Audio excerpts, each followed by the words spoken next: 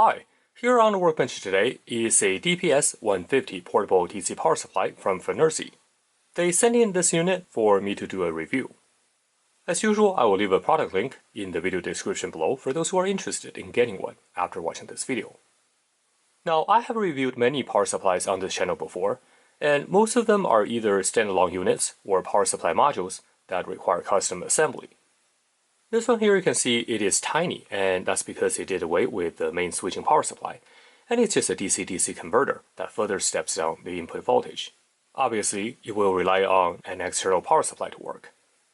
And just to put things into perspective, here is my UT61E Plus, a standard multimeter, and you can see just how tiny that power supply is. If you take a look at the back of the unit here, you can see that it allows the input from either a power delivery USB-C connection or a barrel jack, and the input voltage can range between 5 volts and 32 volts. The highest voltage output is 30 volts, when the input is the maximum 32 volts, and the output current can be adjusted upwards to 5 amps. So the maximum power it can deliver is 150 watts, hence the DPS-150 model number. Of course, this is just a buck DC to DC converter, so the input voltage will need to be higher than the output. It would be nice if it has a buck boost topology, so that we can get the full output range regardless of the input voltage. But then again, even as is, this unit could be very useful as it can be supplied using a standard 5 volts power bank, and you can use it to power a circuit that calls for 3.3 volts. And if you have a power delivery compatible power bank, you essentially have an adjustable portable power supply, and it will definitely come in handy when you are out and about and need to do some repair work. Anyway, let me power it up using a PD compatible power bank.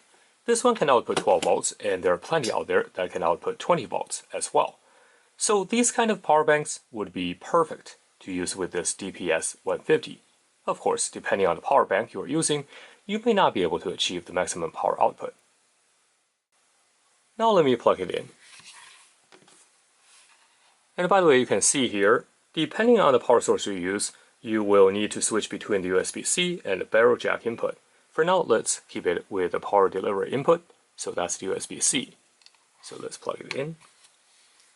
And you can see that it powers up instantaneously. Unfortunately, we don't have a switch to turn the unit on and off. Now, I suppose you could use the switch back here to switch it to the other source, which right now is pointed to the DC power jack, and of course the unit is powered off. But that is not what the switch is intended for. Anyway, you can also tilt the screen, which is a nice touch, you can see here. Now, I don't know what the purpose of this timer is. As you can see right now, the output is off, but the timer is still running. If it is only enabled when the output is on, then I suppose it would be more useful. Now, I really don't get why a lot of the products these days feel the urge to include a timer or a clock. Anyway, if you press and hold the home button here, you can see we can actually reset the timer. So I suppose you can use it for some purpose here. The display is a little bit busy in my opinion, but the more important information, such as the output voltage, output current, and output power can be easily seen here. To the right, we have the amp hour number, which could come in handy if you are using this power supply to charge batteries. And then, of course, we have this computed watt-hour number. To enable the output, you just need to press the button on the side here. Now the output is enabled, you can see here, which is fairly easy. But before doing testing, let's actually go through the menu here. Each of these buttons are assigned 2 functions, and you can either short press or long press to invoke the different functions. Let's start with the home button here. So I short press it, you can see that we enter this setup menu here. Now you can see we have the over voltage, over current, and over power setting. So we can cycle through with this button here. Of course, you can change the digits you are adjusting using the left-right arrows. And of course, you can use the scroll wheel to change the numbers. So it's very easy and intuitive. Now, of course, these numbers are not displayed on the main screen. So you will need to remember what you set these, but not a big deal. Now here we have over temperature. Let's see what the setting can be changed to. Wow, you can change it all the way up to 99 degrees, which probably is going to be too hot for the unit. So let's stick to the 80, which is out of the box. And under voltage, I assume this is for the input voltage. All good. So let's go to system. So we have the language, we have the theme. Now, we are currently in this regular theme. I wonder what this IE theme looks like. So let's change it to IE. Alright, let's hit home. I actually don't mind this theme at all. In fact, I prefer this to the regular theme. As you can see here, we can see these numbers more easily because the background is black, and also these are just more logically arranged in my opinion. But anyway, you could use either theme, I don't think it matters. So let's go back. And of course you can adjust the brightness of the screen. Let's leave as is, the volume of the beeper, and now the metering. So this is an interesting one. Now what this controls is the amp hour and watt hour calculation displayed. Interestingly though, it is hard to decipher what it really means by open and close. When set to open, it actually means the meter is disabled or off, and close meaning that the meter is enabled or on. So if Fnirsi is watching, please change it to either on and off or enabled and disabled. Open and close just makes no sense. And let me change it to close. Later on you will see that the amp hours and also the watt hours would be updated when the system is in use. And that's this menu. Let's go to About. And here you can see that's the model number and here is the version number. And now interestingly, you have this address that you can change. Now, according to the menu, this one communicates with the PC using the COM port. So you can select, for example, which port you're using. Then we have this button marked as M, that's for memory. And you can see here we have right now M1, that's the first memory slot. And you press M2, that's the second memory slot. Of course, right now all the memory slots are set to 5 volts and 1 amp. To change it, we can long press the button here. You can see we can adjust between the voltage and current. So let's say we want to change the voltage to, I don't know, let's do 10 volts. And we change the current to, let's say, 2 amps. And now we hit M again. And you can see if we cycle through the setting, you will see we now get 10 volts and 2 amps. And that's how you set the presets. This memory button allows you to recall and set up to 6 different settings. If I long press the last button here, you will get into this graphic display mode, and it will show you the voltage and current series against time. Now you can also change the update rate. Currently it's set at 0.1 second. Now interestingly, to change the update rate, you can use the scroll wheel here, and you need to use this left and right button here. You can see here. Now we can change it to 0.3 seconds, 0.4, 0.5, so on and so forth. Okay, to test the limit of this DPS-150, I'm going to swap in using a bench power supply instead of using the battery pack here, as I can supply the 32 volts this unit is rated for. So let me unplug this, and let me plug in the power supply. And of course, we have to swap it to the power jack. And now you can see the input here is 32 volts. The first thing we're going to look at is the voltage set accuracy.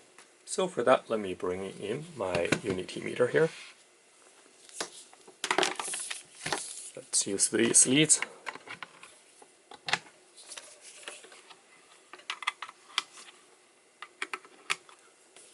And let me see if I can prop this up. Alright, we have set it up. At the moment, the output is off. Let me turn on the output here. And you can see right now it's set to 5 volts. So let's actually adjust that setting. So I'm going to come here. Let's first change it all the way to 0, shall we? So you can see when we are set at 0, we still have about 50 millivolts output. Now, that's actually normal. A lot of the power supplies also exhibit that behavior, even some of the more expensive power supplies. That's not really a problem. So let's change it to, let's say, 10 millivolts. That's the minimum we can change. 20. I'm not seeing any updates on the screen. 30, 40, 50, 60, 70. Okay. You can see that if we're setting below 50 millivolts, the output doesn't change, but after we change it to above 50 millivolts, we do see the output change. So right now it's 60 millivolts, 70, you can see here 80, and that corresponds to the output setting, 90 and 0.1 volt, not a problem. So let's do, instead of 0.1 volt, let's do 0.2, 3, 4, 5, 6. Yeah, the set accuracy is actually pretty good. 7, 8, 9, 1 volt. Yeah, let's change it to 1 volt at a time. 2, 3, 4, 5. No problem. Let's do 10 volts. And let's go to the maximum. So the maximum output is 30 volts, as you can see here. And now let's take a look at the current set accuracy here. So for that, I'm going to dial it back down to, let's say, the voltage, dial it back down to maybe 10 volts. And I'm going to set the current. Currently it's at 1 amp. Let's go back here. Let's actually go all the way down to 1 milliamp. 1 milliamp. And let me change my setting here. You notice that actually at 1 milliamp, the output is not really stable. So we need to change it to, let's see, 2 milliamps. It appears there's some minimum setting you have to set. So let's do 2 milliamps here. So let's see. And we are able to draw 1.6. That's close enough. Let's do 3, 4. There's definitely some offsets here. And you can see we are 3.5, but that's approximately in the ballpark. 6, 7, 8. Let's do 10 milliamps. As we increase the current, it's getting more and more accurate. Let's do 50. Yep, you can see at 50 milliamps, there's no problem. And let's do 100.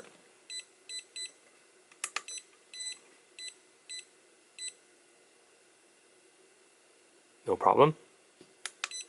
How about, let's actually change it to the amp range.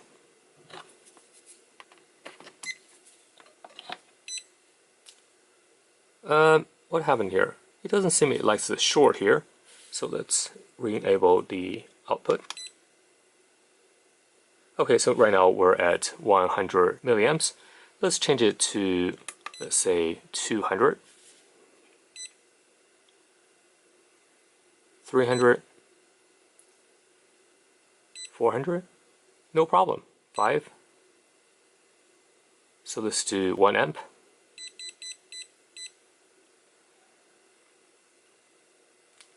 And you can see it is pretty accurate here. So let's do 2, 3, 4, 5. And you can see the current setting is fairly accurate once you get above 10 milliamps. Now let's take a look at how well it behaves under load. For that, I'm going to use my ET5410A Plus electronic load. And currently I have it set to draw 1 amp. Let me turn on the power supply. Let's just leave it as 10 volts for now. And let's turn on the load. So right now we're drawing 1 amp. And of course you can see that is reflected on the display here. Let me bring in my multimeter and let's take a look at the voltage drop at the terminals here. So right now we're drawing 1 amp. And let's take a look here.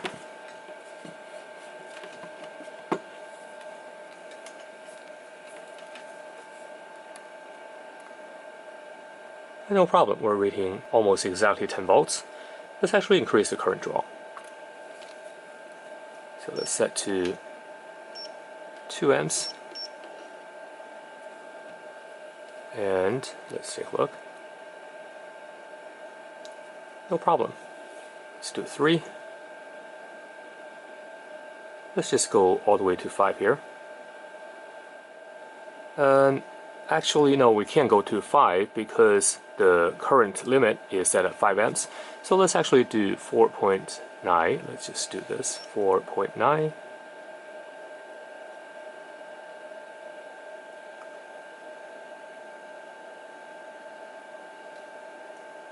4.95 maybe.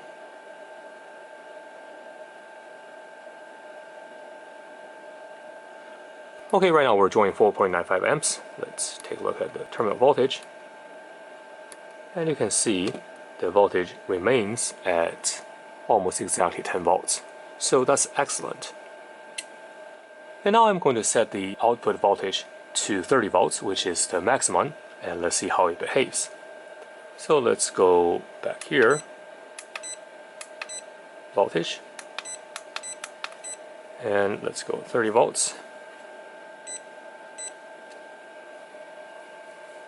So right now you can see we're drawing 148.7 watts, which is very close to the maximum 150. Now, I actually cannot draw 150 exact because that would trigger the overpower protection. So let's leave it as 148.7.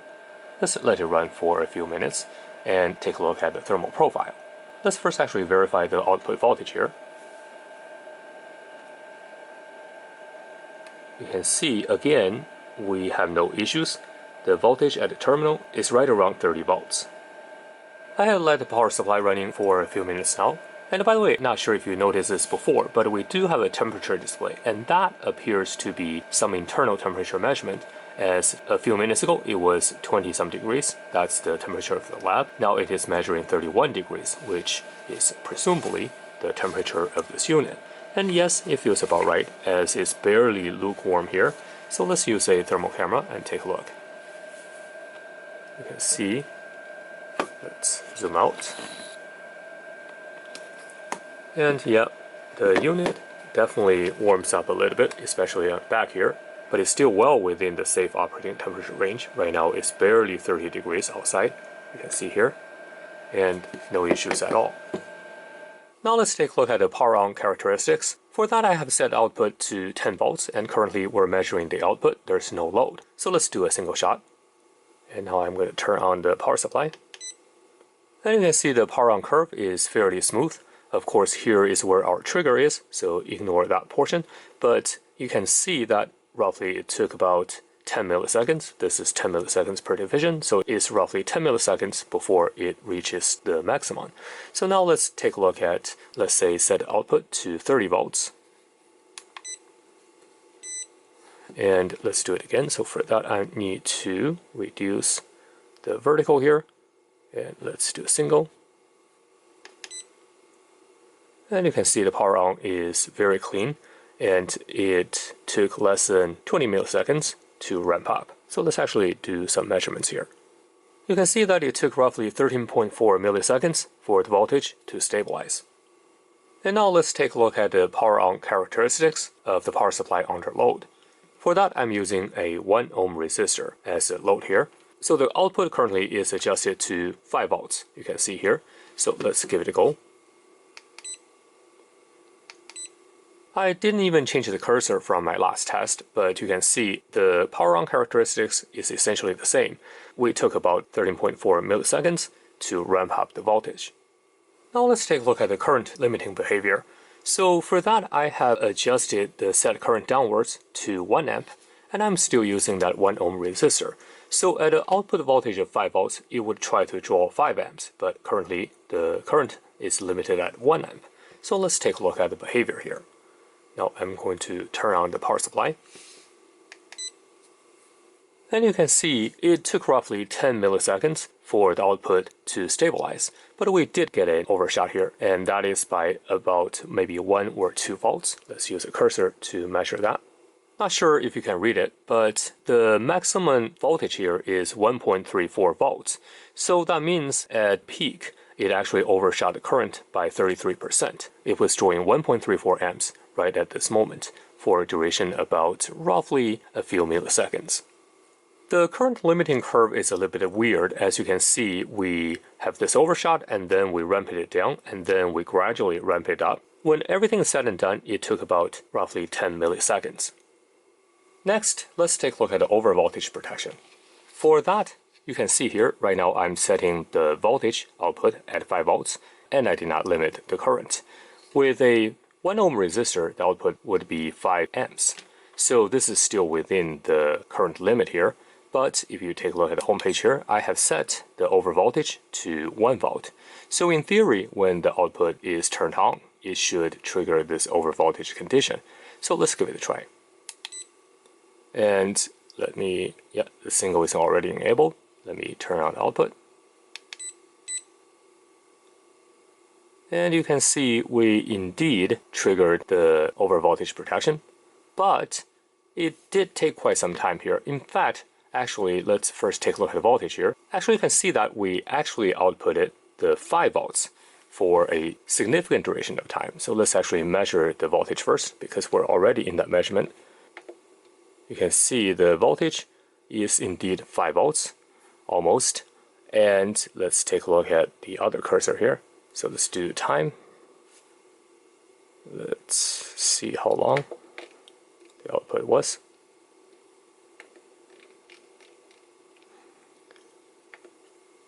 So we outputted 5 volts for a good almost half a second. And let's do this again. So I'm going to do a single shot, and I'm going to enable the output. And this time there's no limit. What? That is bizarre. Let me try it again.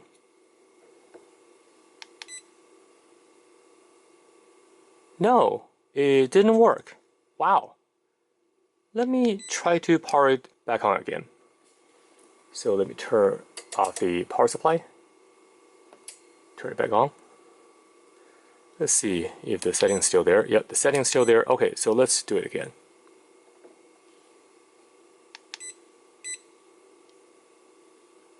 Okay, so this time it triggered, and you can see that also the time is inconsistent. The first time it took about 500 milliseconds to cut off the output. This time it took a little bit longer. So this time it is, let's see here. This time it took almost 650 milliseconds. So definitely the timing is inconsistent. Let's try it again to see what was going on with this power supply here. No, it seems that the protection only worked initially. Now, this is not good, because once it's triggered, the next time for some reason it doesn't trigger again. I'm not sure what is going on. There must be a software bug in this unit. So the overvoltage protection takes some time to kick in, and clearly it is implemented in software and not in hardware.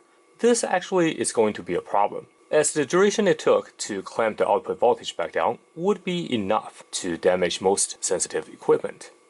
In my opinion, Fnirsi should at least limit the set voltage in software so that it cannot be set above the protection voltage. This way it will eliminate the situation we were in when we set output voltage above the limit. But fundamentally, given the slow clamping speed, in an overvoltage situation due to circuit malfunction, you run a risk of sensitive components getting damaged.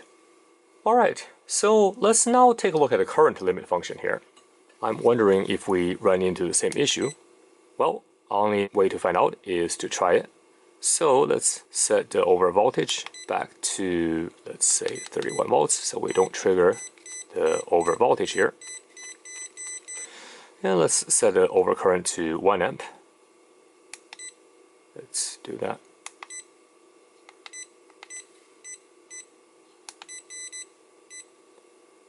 Okay, and let's come back home and let's set our output to 5 volts. That will try to draw 5 amps. And I think now we're good because the overcurrent is set to 1 amp. Okay, so let's give that a try.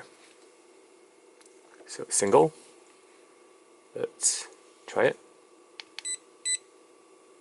Yeah, so we clamped it and it took, let's measure it, roughly 400 milliseconds. Let's try it again. No, you see we have the same issue here. The second time, once the overcurrent is triggered, it doesn't seem to trigger again. I think this is clearly a bug, in my opinion. Let's see if we can reset it somehow. Nope, can't reset this way. Well, I think the only way we can reset it is to power it off. And now we have recycled the power supply, and let's try it again. Yep, we did it. Let's try it again. Nope, you can see that for some reason we can only do it once, which really is a problem. I think Fnirsi needs to change the software here, at least to get that consistent. So let's take a look at the timing to see if we get any consistent timing here. And I recycled again. Let's do another single shot. Yeah, you can see it's inconsistent. This time it took about 500 milliseconds. Let's try it again.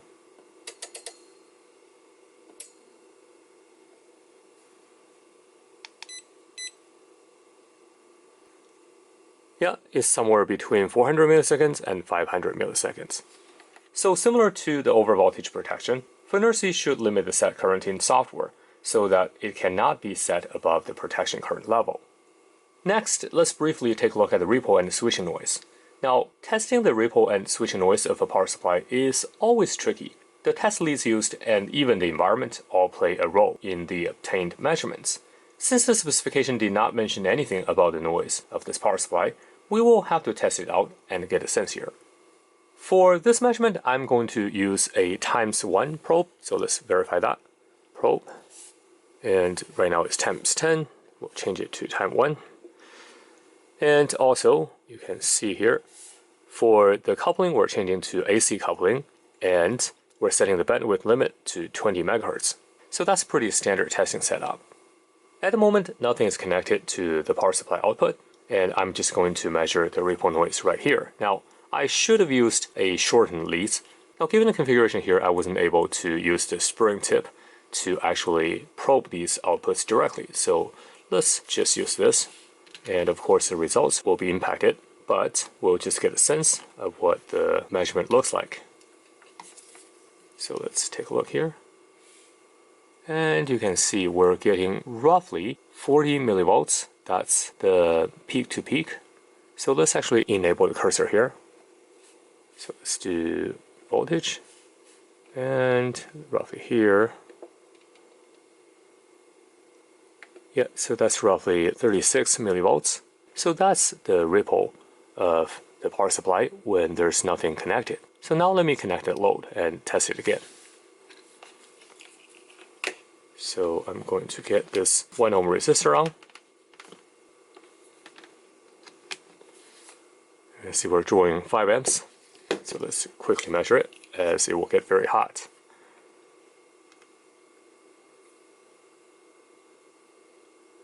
And you can see now the ripple dropped quite a bit. It is actually 24 millivolts now. Remember, right now the input is powered by a DC power supply. Let's actually take a look at using a switching power supply adapter as the input and see if it has any impact on the output ripple. So let me change that. And this is a power PD adapter. Let's plug in. So now, let's take a look at the ripple here. Again, I'm going to first measure without any load.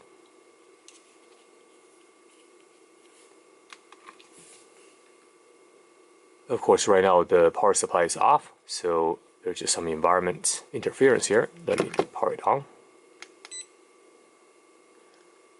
Actually, you can see that the output ripple here is actually lower than what we had with the linear power supply. Anyway, there are many factors in that, and the power supply, for example, this lead is not shielded, so that could have picked up a lot more noise. But anyway, so here is what we see without a load. So let's actually tighten up the cursors and take a look here.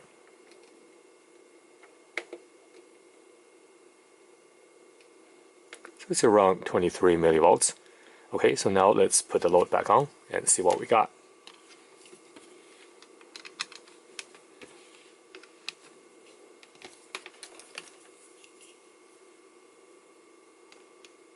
So with the load, you can see that, again, the ripple dropped a little bit further, and now we're at roughly 15-16 millivolts. The Fnirsi DPS-150 also comes with PC software you can use to control the power supply. Unfortunately, I couldn't get it connected. According to the manual, I was supposed to be able to connect to the power supply via this micro USB port, and it will show up on PC as a COM port. But my PC was not able to recognize the device for some reason. I don't have another PC at the moment, but I might give it a try later if I find another machine to try it on. The PC software actually has some useful features. For instance, you can program the output to follow a sequence of preset voltages or currents at the specified intervals. This could be a useful feature for automated testing, Of course, only if I could get it working. Alright, time for us to open it up. Now, I think I may need to remove these 4 rubber feet as there are only 2 screws here, so let's actually take a peek.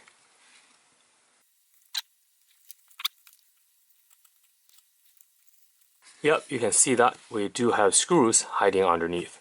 Unfortunately, we have to remove all the rubber feet here. And I just open it up. You can see here we have 6 screws, and these are actually of different types. Now, these screws are not particularly strong. These are self-tappers, but given that the case is screwed in by 6 screws, I don't think that's a problem. And I forgot if I mentioned earlier or not, but the case is made of aluminum, you can see here, and so is the outside case. Of course, there is a heat pad here, and it's pressed against the board right here. So that is to conduct heat dissipated from the active components on the other side. And these footprints here, I believe these are just all ground. So let's actually buzz it out. These are just some patterns for the ground here.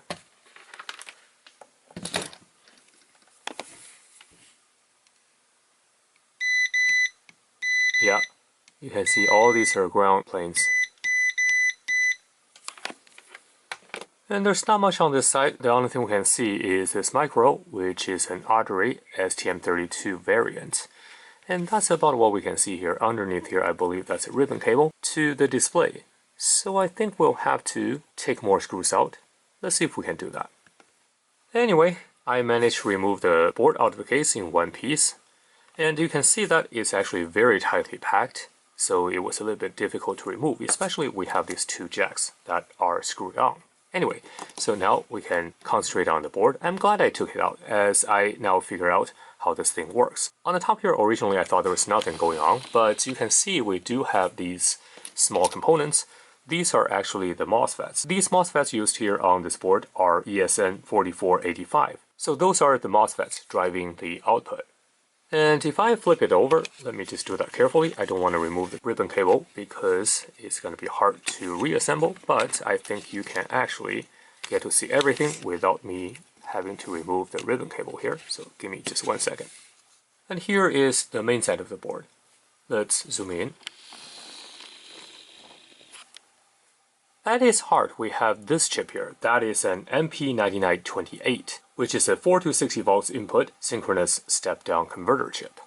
And essentially, this power supply uses this chip to drive the MOSFETs on the other side of the board. Then we have these 2 CS8592 op-amps, and that's pretty much all there is on this side of the board. Of course, we have this fairly chunky inductor for the DC-DC converter and some of the caps here. And here's the programming header for the microcontroller. And that's all I wanted to cover in this video. Overall, I think this is a great little portable power supply. It can be powered by a PD power bank, so that makes it extremely versatile. It is by no means perfect, but given its portability, I think it will be appealing to a lot of people. Let me know what you think in the comment section below. Anyway, I hope you enjoyed this review and teardown video. If you liked the video, please remember to give it a big thumbs up and don't forget to subscribe to the channel for more videos like this in the future. Your participation makes videos like this possible. Thanks for watching, and I will see you next time.